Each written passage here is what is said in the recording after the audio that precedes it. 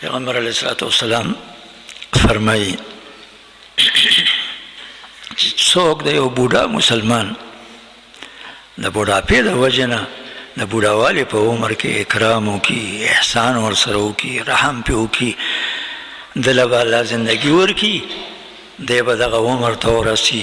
او چې دغه عمر ته ورسېد بیا به الله د ده اکرام لپاره، د ده عزت لپاره، د ده خدمت لپاره خلق مقرر کړي. او یو بل حدیث کې راځي چې د یو مسلمان، بوډا مسلمان د بوډاپې په وجه باندې عزت کول، قدر کول، خدمت کول، هغه باندې رحم کول د لوی الله د لوی قدر حصه ده. ان من اجلال الله اکرام ذی الشیبة المسلم، او کما قال صلی الله علیه وسلم، ان من اجلال الله اکرام ذی الشیبة المسلم.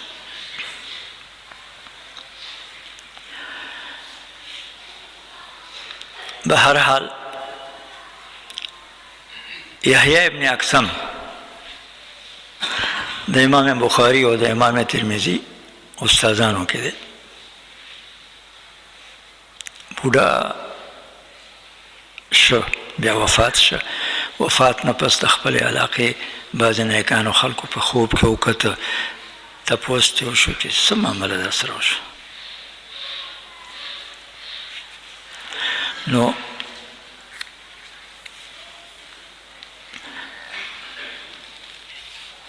یحییٰ جواب کې وایي چې الله د رحم معامله او د کرم معامله را سره وکړه.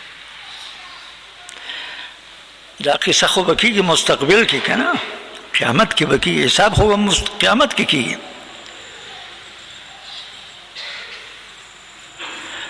زه خپل ځان ته مخامخ کم څنګه چې د لوی الله شان سره ښایي داسې راته ووایې چې ناکاره بوډا، څه راته وایي ګناهګاره بوډا، که ستا دا بوډاپه نه وی لاحرقتک بالنار، دوزخ کې به مې اچولې. بس ما باندې وارخطایي راغله، بلا تشبیه داسې وارخطایي را باندې راغله لکه غلام ته چې خپل مالک مخامخ زورونه ورکوي.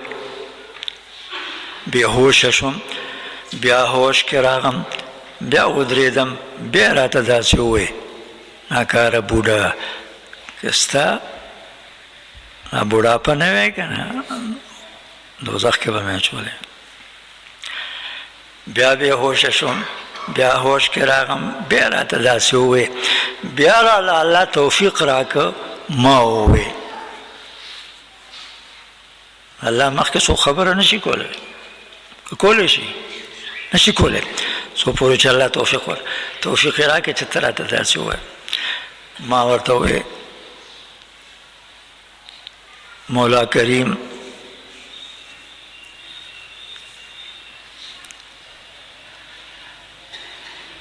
ستا د پیغمبر یو حدیث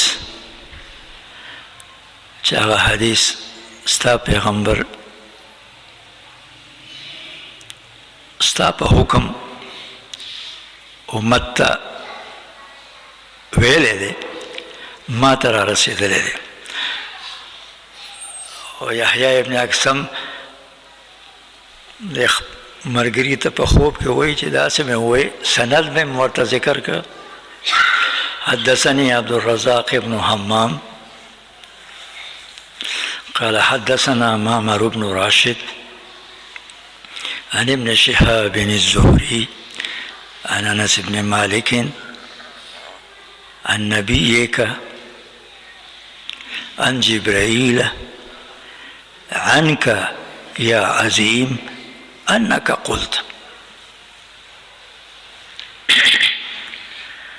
زما استاد عبدالرزاق ابن حمام، داغه استاد معمر ابن راشد، داغه استاد ابن شهاب زهري، داغه استاد انس ابن مالک، داغه استاد ستا پیغمبر، ستا پیغمبر د جبریل نه دا روایت کوي، او جبریل تا نه دا روایت کوي ای لویه خدایه انک قلت، چې تا داسې فرمایلی دي. د پیغمبر علیه السلام د احادیث مبارکه چې دي که نه صحیح او قوي احادیث، دا وحی ده. څه شی دی؟ وحی هغه خبرې ته وایي چې د الله له طرفه پیغمبر ته رسیدلی او شوي. تا داسې ویلی دي چې زما یو بنده چې د مسلمانۍ په حالت کې بوډاوالي ته ورسي، نو دا د بنده په اختیار کې ده چې دی د بوډاوالي ته ورسي. دا اختیاري خبره ده که غیر اختیاري؟ غیر اختیاري. زما یو بنده چې د مسلمانۍ په حالت کې اسلامي دور کې بوډاوالي ته ورسي، زه به دغې بنده ماله دغې بنده ته د سزا ورکولو نه حیا راځي.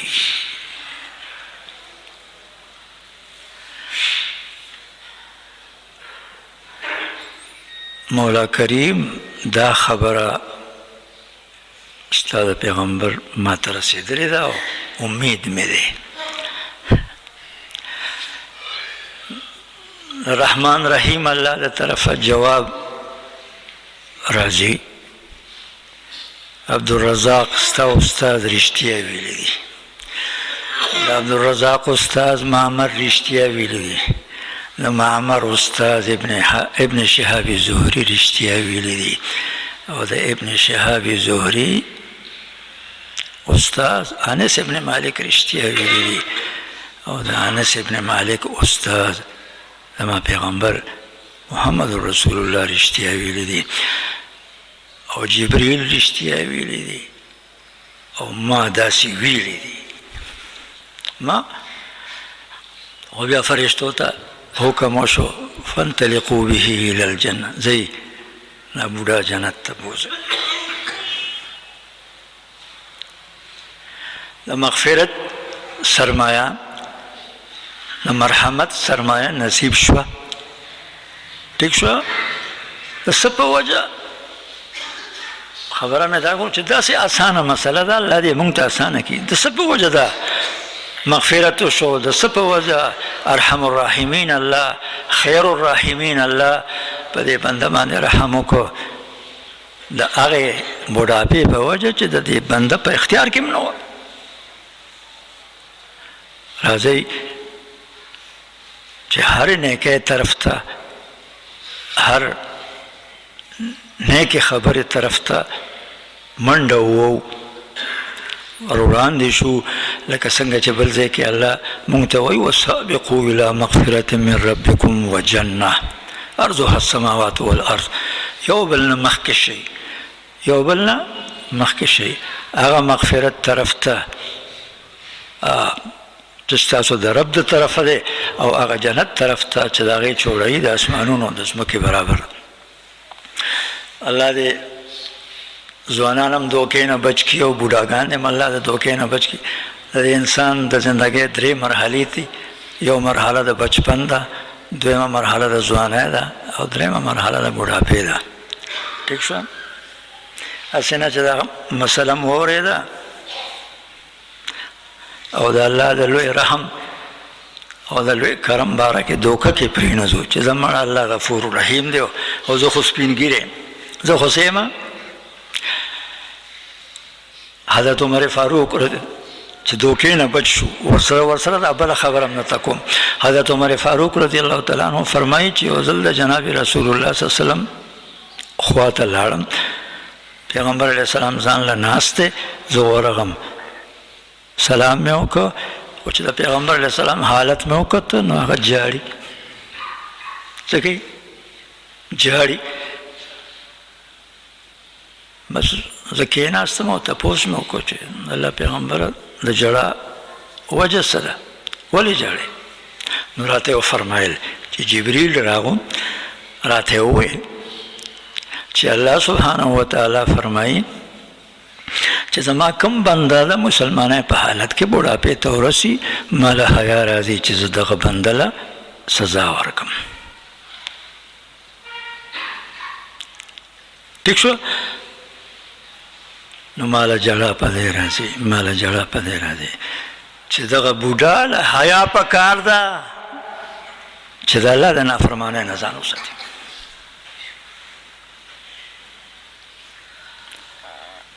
خبره پوه شئ؟ دوکه کېږي به نه بوډا، دوکه کېږم به نه د الله د هر قسم نافرمانه. زما الله زما د دې بوډاپې نه او زما د سپینو ویښتو نه تا له حیا راځي، نو زه څوک یم چې ستا د نافرمانۍ نه، د شرارت نه، د بغاوت نه او د سرکشۍ نه حیا نه کوم، ځان دې نه پسند کوم. خبر داسې بوډا دوکې نه بچ شو. الله دې موږ ټول د دوکې نه بچ کړي. سبحانك اللهم وبحمدك أشهد أن لا إله إلا أنت نستغفرك ونتوب إليك. اللهم أحينا مسلمين وأمتنا مسلمين وألحقنا بالصالحين غير خزايا ولا مبدلين. وصلى الله تعالى